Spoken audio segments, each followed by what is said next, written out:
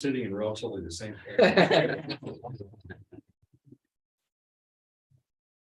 It's funny.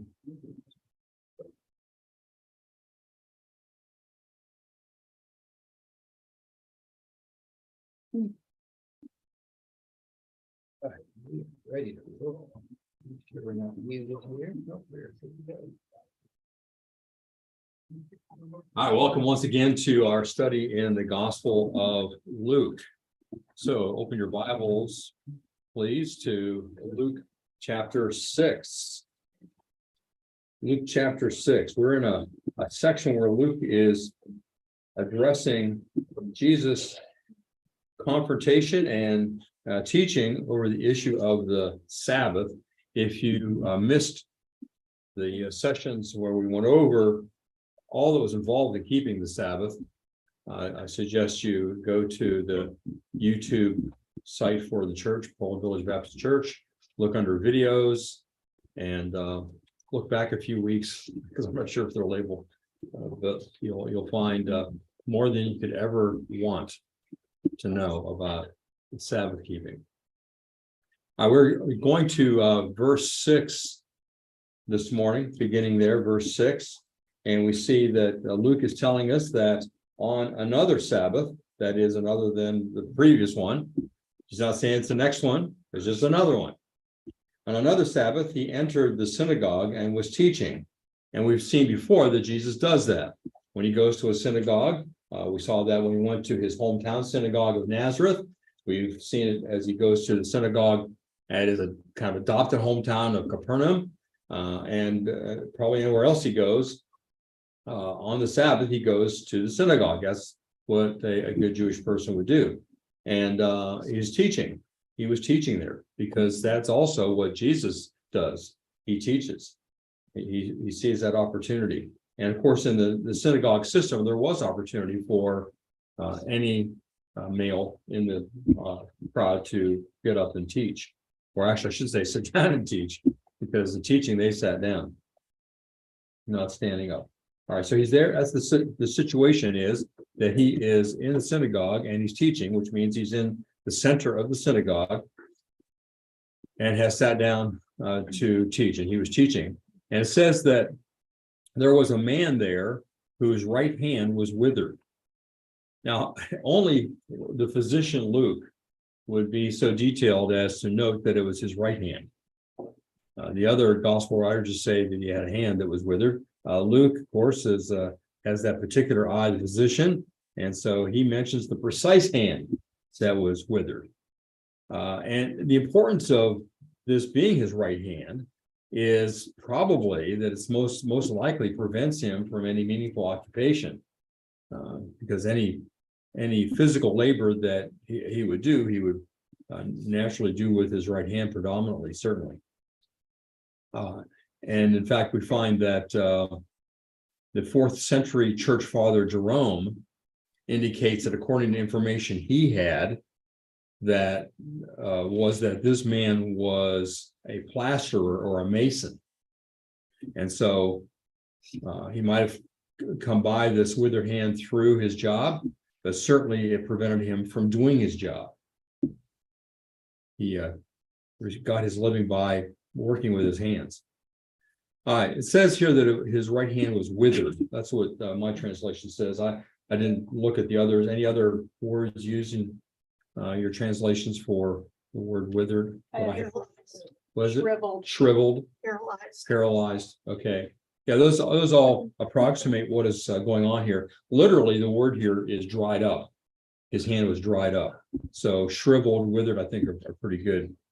The author Godet points out the withering of the hand denotes paralysis resulting from the absence of the vital juices, a condition which is commonly described as atrophy.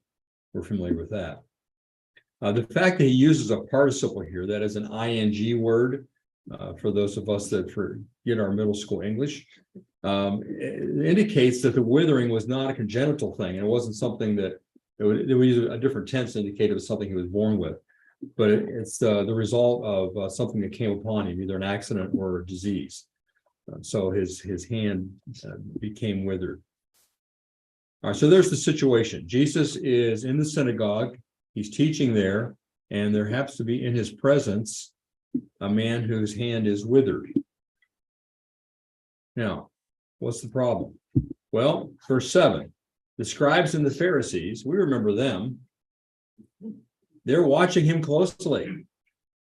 Why are they watching him? Well, the word is used here for watching is made up of two words put together, as often happens in Greek, and it happens in English too. And it's a word that's used for a physician watching a patient, very carefully. But most often the word is used with evil intent, not with a physician. I mean, otherwise. So it means to watch carefully or closely, keeping your eyes on somebody. The word beside is a part of that word. So you're beside there watching, we're just watching for him to slip up is the way the word is most used. Although it is used of Jesus watching over his disciples too. But we see the intent of spying in the next verse. So the same group as before was watching Jesus, observing him to find something with which to accuse him. Now, what is it they're watching for? Well, it has to do with the situation. And that is the man here with a withered hand. Edersheim says this: all applications to the outside of the body were forbidden on the Sabbath. We went through that before. Just as a reminder, though, I'll read you what he says. As regarded internal remedies, such substances as were used in health, but had also a remedial effect, might be, although here also there was a way of evading the law. So in other words, you could take something internally if it was for general health, but if it was going to improve your situation, you couldn't, you can't take that. Same thing with anything on the outside. So, but they had ways to get around it. So when a rabbi was consulted whether a man might on the Sabbath take a certain drink, which had a purgative effect, he answered, if for pleasure, it is lawful. If for healing, forbidden. So you could drink something. Now, if it had a purgative effect, it might be pleasurable too. I don't know. But if it was for healing, it's forbidden. A person suffering from a toothache might not gargle his mouth with vinegar, but he might use an ordinary toothbrush and dip it in vinegar. Gargling was lawful if the substance was afterwards swallowed. Affections extending from the lips or else from the throat inwards may be attended as being regarded as dangerous to your life. So they go through a lot of those things, as you might remember. One of the things, and it has to be something serious in order to be able to apply something to it. Interesting that one of the things that the rabbis regarded as serious enough to treat was bad breath. So you could treat bad breath as considered as possibly dangerous. I'm not sure why that's dangerous, but I guess it sort of feels that way to those around. So a medical aid can be called in if a person swallowed a piece of glass. You could remove a splinter from the eye. Isn't that nice? You can remove a thorn from the body, but beyond that, you got to be careful. All right, so why are they watching him? They know this guy with the withered hand is there. They know that Jesus has been doing what? A lot of healing. And so the question is he going to do it on the Sabbath when you're not allowed to improve anyone? So we see here in the rest of the verse, so that they might find reason to accuse him. So they might find reason to accuse him. So they might find out. The words used here are used for finding out how to do something. So they're trying to find out how to do something, how to accuse him, how to find something that they can use against him. Which is all of the mind of the thought process. You're witnessing a miracle. Yes. Your thought is, well, let's make sure we catch him doing it wrong. Yes, on exactly. Sabbath. Yeah. How does that happen? He's been doing all these miracles. That's great. Well, let's bust him for doing it on Sabbath. That's a perfect. Yeah. Sorry. No, you're exactly right. It's hard to imagine that mindset, but it's going to get worse when we, a couple of years from now, when we get to Lazarus. Okay. I say that optimistically. Verse 8. But Oh, I love the buts in scripture, but he knew what they were thinking. He knew what they were thinking. Now, if you've been around me for long enough, you know that there are a couple different words for the word know. This you would probably guess is the word oido, which means to know a fact, not to know by experience or know intimately. So he knew factually what they were thinking. He knew their thoughts. He knew the dialogues that were taking place in their minds. R.C. Sproul says this: we, like the Pharisees, create rules that we can keep instead of obeying the ones that God gives us, which are much harder to keep. Anyone can refrain from seeing movies, but not to slander. That is difficult to obey. So that's another perspective on why the Pharisees have, because we look at these and say how burdensome all these rules were. Yeah, but that's easier to keep than what God said, because that requires a change of heart. And it's so much easier to change the outward appearance. All right, so they're thinking, and he said to the man, Jesus is, that is, said to the man with the withered hand, get up. The New American Standard says, get up and come forward. Now, come forward, that almost sounds like a old time invitation, or maybe something you'd hear on The Price is Right. Come on down. But literally what he's saying is, get up and stand in the middle. So it's not just a matter of coming forward.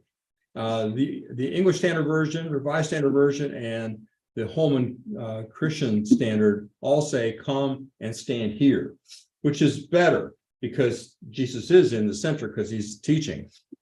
The King James captures the essence of what Jesus said, if, however, in an awkward way, rise up and stand forth in the midst. That's a little hard for us to follow, maybe. The New International Version and the New Living Translation say stand in front of everyone. The Lexham English Bible follows actually Wycliffe's translation back in the 14th century. And I think they render it best by saying stand in the middle, or Young's literal translation, stand in the midst. Okay, why do I go through all this? Well, different translations say different ways, but I think the best way to understand what Jesus is saying here is he wanted him to come stand in the middle, that is, in the midst of everybody, so everybody could see what's going on. Jesus wasn't taking him into a back room somewhere. Jesus is in the middle teaching, and he tells the man with the withered hand, to come stand here in the middle. Come stand where everybody can see him. Christ worked right out in the open where everybody could see. And it was a moment of excitement when the man stepped forth there before them all. He steps right out there. It says, and he got up and came forward. Literally, he got up and stood. And Jesus said to them, I ask you. Now, when I think forever when I've read that, I have had an idea who the you was. But I read one commentator that made me think a little bit more broadly. Who is the you that Jesus is saying when he says, I ask you? First of all, would you guess that it's singular or plural you? Plural, right. And it is. It's a plural you. So who is the you? Scribes and the Pharisees. Yeah. And I think that's probably the case. However, one commentator indicated that maybe Jesus was challenging the thinking of those in the congregation as well, because they were steeped in Pharisaical thinking too. So it doesn't matter that much, but he's sending a challenge out there, certainly, particularly to the scribes and Pharisees. So he asks an open question that brings the whole issue into the open, because they're there to see if Jesus will heal on the Sabbath, and then they can accuse him of something. So here's the question he asks. Is it lawful? Oops, I kept forgetting to. I spent all this time making up slides and then forget to show them. Okay, there's the guy with the withered hand. Oh, I wanted you to see how open a synagogue is. This is inside the reconstruction of a synagogue in Nazareth. And you can see the seats along the outside, and in the middle, it's an open space. Now, there's a table there for the scriptures to be laid on and so on, but bringing a person into the middle would certainly be a place of being in the open. Okay, so there's the idea of the man coming into the middle, into the center area, which also reminds me of what happened previously. Remember when the four friends brought the man who was paralyzed on his bed or his pallet or cot, and it says that they dropped him down in the midst, not necessarily in the midst of the crowd, but in the middle of the house where there was an open area. And so again, Jesus does things out in the open. So these guys are both being ministered to by Jesus in the open where everybody can see. All right, so let's look at the question that Jesus asks. He says, is it lawful, in other words, according to Pharisaical law, is it lawful to do good or do harm on the Sabbath? Okay, yes or no, it's kind of a yes or no question, like, is it lawful to do good or do harm? If those are your only choices, and if everything falls into one category or another, which is what Jesus is doing, he's saying, look, everything you do falls into one category or another. It either falls in the category of good or harm. Okay, which is it, guys, on the Sabbath? You see where he's putting them? And then he goes on to say, he ups the ante, to save a life or destroy it. Which is lawful to do on the Sabbath, to save a life or to destroy it? Save a life. Obviously, the answer would be to save a life. So now he's setting them up for what he's going to do. The Pharisees believed it was unlawful to take any means in order to procure any healing. Remember, we said that before. If a cure happened accidentally, it was okay, but you're not supposed to make any effort to bring about a cure. For example, if a man had an ailment in his throat, he might not gargle with oil. But if he swallowed a large quantity of oil and it happened that it healed him, then that's okay, as long as his intent wasn't to try to heal his throat. And you're not allowed to chew gum on the Sabbath or rub the teeth with spice when it's intended for healing. But if you're chewing gum just because it tastes good and it happens to help your mouth or throat, then that's okay. Now, in life or death situations, rules are relaxed. That's why Jesus brings this up. For example, a danger of life drives away the Sabbath. Wherefore, if there is any danger in a sick person, it is lawful to kindle a fire for him, and so on, and they may kill and bake and boil. And though there may be no apparent danger, only a doubt of danger, as when one physician says there is a necessity, and another physician says there is none, they may profane the Sabbath for him. So if it looks like a guy might die, even if the physicians disagree, you can go ahead and do what you need to do to keep the guy from dying. Build a fire, kill an animal, whatever. So that's why Jesus is asking this. Now, Jesus uses the word destroy. At least that's what it says in the New American Standard. Is there another word in any other translations for the last part of that verse? Is it destroy? Okay. So Jesus has given them a great contrast. Save a life. He doesn't even say, or let a life go. He says, destroy a life. Save a life or destroy a life. Which is it okay to do on the Sabbath? Now, underlying all this is the fact that the Pharisees were plotting to do what on this Sabbath? Destroy Jesus' life. They're planning to kill him. And we know from before that it was not only against Sabbath law to do certain things on a Sabbath, but also to plan to do them. Remember that?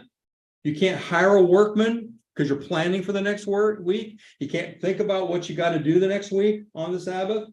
That's also a violation. Well, what are they doing? They're planning to kill on the Sabbath. What's that? They're breaking their own laws. They're breaking their own laws. Yeah. And Jesus is pointing that out by his question. You see, his questions are precise and designed for an effect.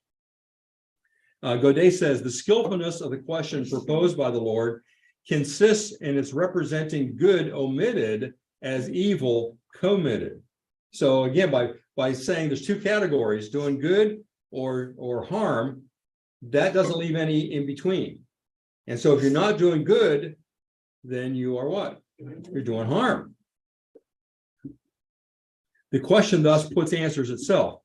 Godet says, for what Pharisee would venture to make the prerogative of the Sabbath to consist in a permission to torture and kill with impunity on that day? Edersheim says, but although the man with the withered hand could not be classed with those dangerously ill, in other words, no one would say he's going to die from his withered hand, because if he was going to die, that would be okay to help him on the Sabbath, but he's not. So Jesus isn't couching it in those terms. He's saying, I'm either going to do good or harm, going to give life or destroy life. He said, Edersheim says, it could not have been difficult to silence the rabbis on their own admissions. Clearly, their principle implied that it was lawful on the Sabbath to do that which would save life or prevent death. To have taught otherwise would virtually have involved murder. But if so, did it not also, in strictly logical sequence, imply this far wider principle that it must be lawful to do good on the Sabbath? For evidently, the omission of such good would have involved the doing of evil. Could this be the proper observance of God's holy day? So the third principle that Jesus gives us here is there's never a wrong day to do something truly good. And if your religion says that it's wrong to do good on a certain day, then there's something wrong with your religion, right? So the issues with Sabbath keeping didn't end with the Pharisees. They, as I talked about last week, probably ad nauseum, a lot of us have grown up with that, some of those ideas, and some still have them today. And so when I was young, as I said, we were required to do no work and little play on Sunday, except to rest and read.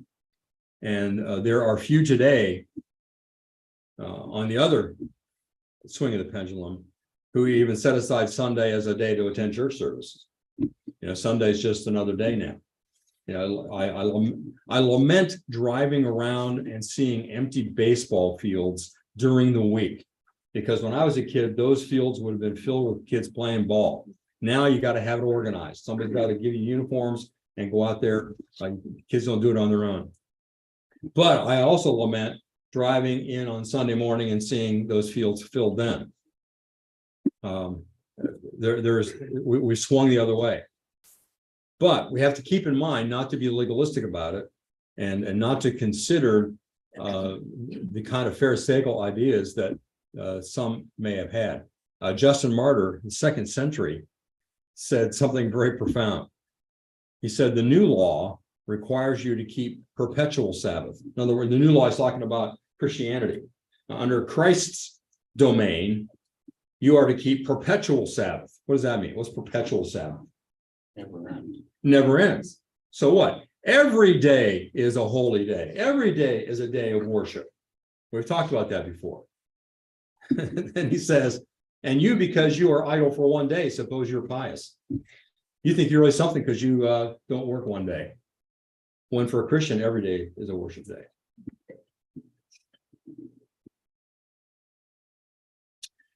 Okay, verse 10. After looking around at them all, he said to him, stretch out your hand. First of all, he's looking around at them all.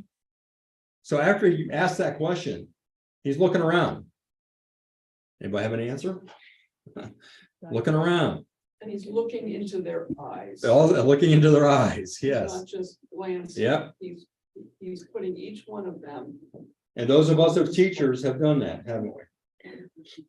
Ask a question, look around the classroom. Especially when you have a question like, who did it?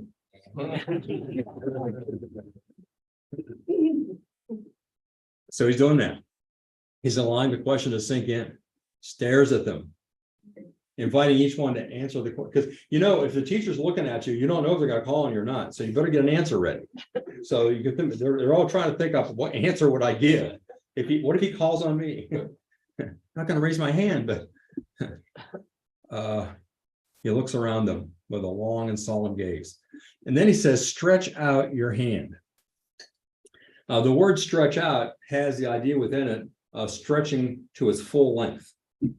Now, what is the significance of this command? What? Can he do that? He can't do that. Jesus is telling him to do something which is impossible for him to do. But Jesus says, do it.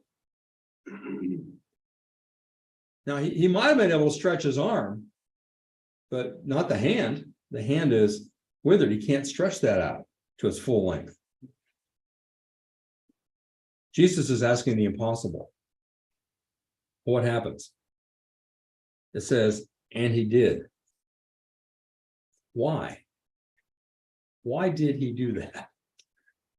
Why did he do the impossible? Why did he even in his mind attempt to do the impossible? Jesus had already healed it. Because Jesus had already healed him in the stretching. But I do think that maybe there was an initial movement. You can't prove this by what's going on here, but I imagine that there's an initial movement by him to begin moving his arm. And what brought that about? Faith. Yeah. He believed what Jesus, I mean, if he doesn't believe what Jesus says, he's still standing there. But he believed Jesus when he said, stretch out your arm. And he began to do it.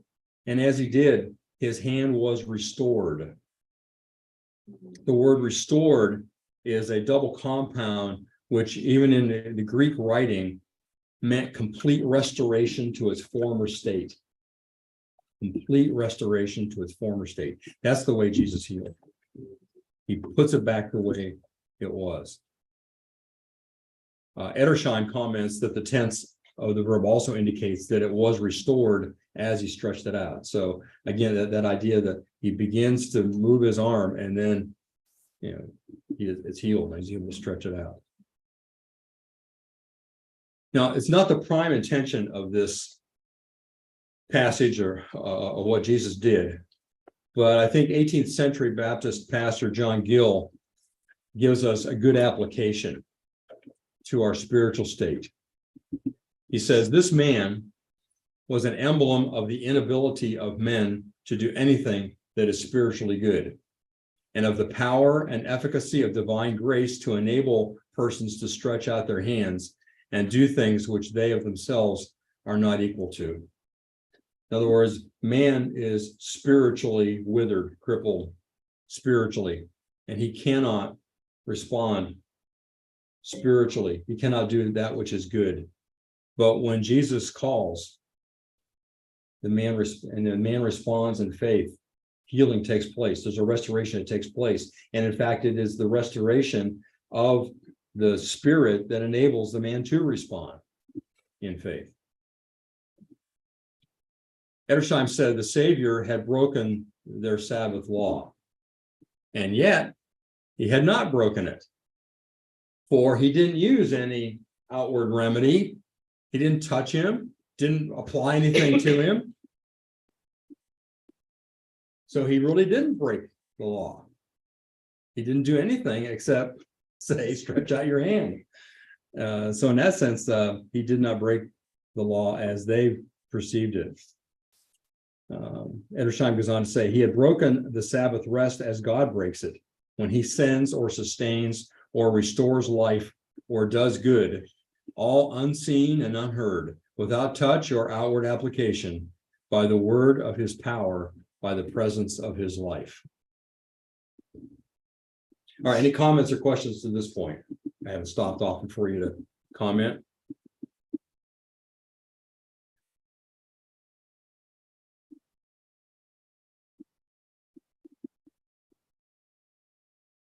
And of course, the Pharisees responded with, wow, we didn't understand. We didn't see that. Didn't understand that. So thankful, Jesus, you pointed out our inconsistencies and our hypocrisy. Yeah, that didn't happen. Look at verse 11. What did happen? But they themselves were filled with rage. What happens when you get caught and you got no explanation? You get mad at the person who caught you, right? Literally, the word here means absence of mind. It's we got our word annoy from it. It's a in front of a word, negates it, and noe means mind. So they're out of their minds. essentially irrational anger. So they were unable to discriminate what's true and what's false because they're just out of their minds. Chuck Smith opines, and they were filled with madness, not gladness. Well, in Luke 5:26, previous chapter, we saw the people filled with fear. Here it's rage with which people are filled, and a rage that is akin to insanity. So they were filled with rage. They're out of their minds. And what did they do? They discussed together what they might do to Jesus. They dialogued together. Bob Utley says this: these leaders saw themselves as Yahweh's defenders. We've got to defend Yahweh against this person who's going around performing miracles in his name. It's amazing that religious leaders saw no conflict in their premeditated murder compared to Jesus' supposed ritual and Sabbath breaking. Yeah, Jesus broke the law by healing a guy, but we're going to plot to murder him, and that's okay. They saw no contradiction there. Any comments? It breaks not only the Pharisees' laws, but also God's laws. Yes. Yeah. In fact, yeah, both, you're right. They both broke their own laws and they are breaking God's law. And what is Jesus breaking? Maybe their perception of the law, maybe, but that's it. Yeah. Yeah, good point. I think that goes along with the pride of making up all these rules that all these people have to follow. You just start deciding for yourself what's right and what's wrong, and there you go. Yeah, and it becomes a vicious cycle of making up all these rules and then figuring out how to get around them. Because they did that too. Yeah, looking for loopholes. Yeah. So I can chew gum if it's because it tastes good, and maybe it'll help heal something. Or if I have bad breath, I can do that, I guess. But I think an interesting point here too is that Jesus knew what they were thinking before he ever did it. yeah, And the next line isn't, then Jesus rebuked them for being mad and having rage. yeah. Jesus didn't do any of that, did he? No. You want to take us to the next line? What do you mean? Verse 12. Oh, verse 12, sure. Yeah. The transition. Because I think there is a bit of a transition there. In those days, Jesus went out to the mountain to pray, and he spent the night in prayer with God. All right, now this really leads us into a different thing here. And we don't know how close this was chronologically to when the previous event occurred, but we are told it was in those days within that time frame, sometime close to then, that Jesus went off to the mountain to pray. Now, going to a mountain was a significant thing for people in ancient times. What are some famous mountains in the Bible we could think of where famous things happen in mountains? Ararat. What? Non-Ararat. Okay, and what's there? Well,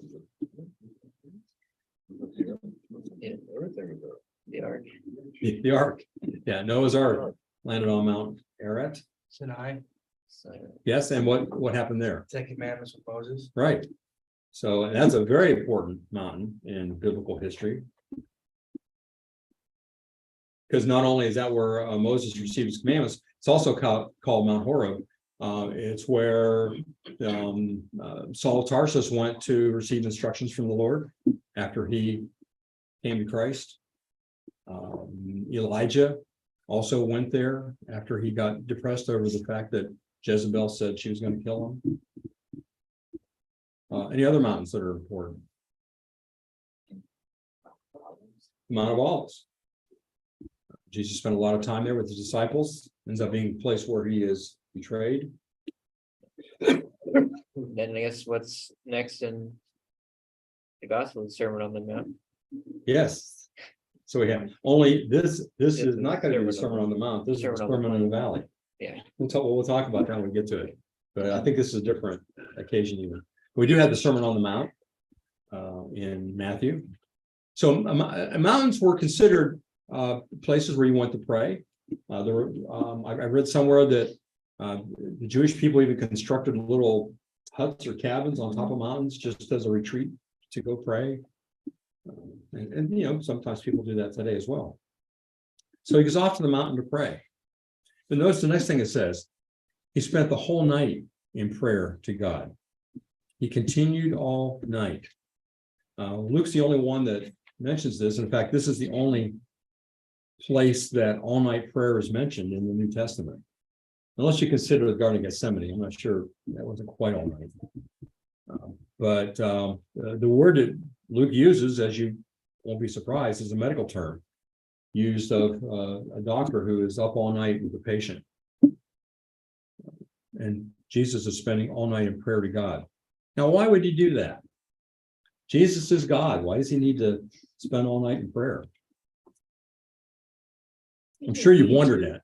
He didn't need to, he wanted to. Oh, he wanted to. Okay, that's a good point. Yeah, it's interesting. If you look at Genesis, it said, they said, let us make man in our image. There was a discussion between them throughout all of eternity. So why would it be any different while he was manifested here on earth? There would be a discussion between constantly, a constant dialogue. And remember, even though Jesus is God, he has limited himself in taking on human flesh. We talked about that a few weeks ago. Jesus is still reliant upon God the Father and upon the Holy Spirit, because he has limited his divine attributes as taking on human flesh as a man. And so he knows that what he's going to be doing the next day. And if you look ahead to the next verse, you see that he's calling his 12 disciples. And that's something he wants to make sure that he is in concert with God the Father on who he may be picking. He was dependent on God for assistance. Now, Albert Barnes, just to put this in perspective, Albert Barnes, 19th century theologian and pastor, commented, "There is no more inconsistency in his praying than there was in his eating." You get that? As a human being, he needed to eat. As a human being, he needed to pray, to be in communication with God the Father. Any other comments on that? I was just thinking, if you take that moment, if they were planning to kill him here, this is where it started. That's sort of the starting of the plan of salvation, earthwise, Yeah, you know, so he had to pass on. the ball is The rolling. gospel is, who's going to carry the gospel as I go? Exactly. Interesting, yeah. I never And put that they're starting to gather together the men that are going to carry it on. Because he says there in verse 13, that when day came after praying all night, he called his disciples to him. Now, who are his disciples? And how many are there? It doesn't really say. Yeah. That's all the people that were basically looking to him and Yeah. learning from We him. tend to think of the disciples as simply being the 12, but there were many more than that. There was a time when he sent out 70. When we come to the day of Pentecost, there are 120 meeting together in the upper room. So we don't really know how many there were altogether, but there were a number of people who were following him. A disciple simply means a learner or a student. Many people learn from Jesus. Yeah, so there are a lot of people that were learning from Jesus, right? Now, to be the student or disciple was to also be in the place of a servant of the master teacher or the rabbi, as they were called. Now, notice that Jesus here is choosing 12. He's choosing 12 out of the multitude of disciples that are following him. He's choosing 12 to be with him. Now, interesting, the word chose here is in a middle voice, which doesn't mean anything to most of you, but it simply means something that you do for yourself or you do of yourself.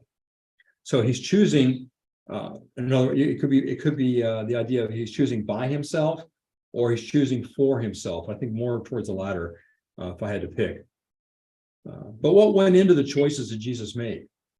You know, what was his criteria for who's going to be his disciple? Well, first of all, we see he didn't put an ad in the paper. Anybody want to be my close disciple for the next 3 years? No, he did the choosing. But what was the criteria? Well, we don't know what exactly he had in mind, except we can observe what kind of man was not chosen. Who is not represented? What kind of people are not represented in those that are chosen? I'm assuming you know a little bit about the disciples as well. Okay, no Pharisees, right? As far as we know, no Pharisees. What else? None of the wealthy, none of the Nope. movers and shakers. Yep, no wealthy, no influential, no rulers, leaders. Working men that These are working men. And that could be anyone, fully commit. What was that? people that could be anyone. People that could be anyone. So these are everyday people. For the most part. They're everyday people. Well, there are a couple of people we might point out have some significance. But primarily not those that you would think if you're going to gather 12 movers and shakers to carry on your ministry, to carry on what you started. None of those kind of people. It reminds me when Jesus was born. Yeah, who was it that came to see him at his birth after the angel announcement? Shepherds, the lowest of society. And he was born and laid in a manger in a cave for sheep. So as we come across these different individuals, as we proceed through the Gospel of Luke, we're going to find them to be a very diverse group. And I've gone back and forth on going through these different guys. We may go through them a little bit next week to differentiate between them. But I'm going to try not to get very detailed because I want us to observe as we go along, as we come across the 12 apostles, as he's going to call them here. He named them apostles. And we'll talk about that next week as well. All right, any final questions or comments? All right, tonight in medieval times, we're going to be looking at a man who was called dumber than an ox. And we're going to find out why he was not. And why he has something that is beneficial, something to say which is beneficial for us today. So come back out tonight and see about the man who was called a dumb ox. I heard that once.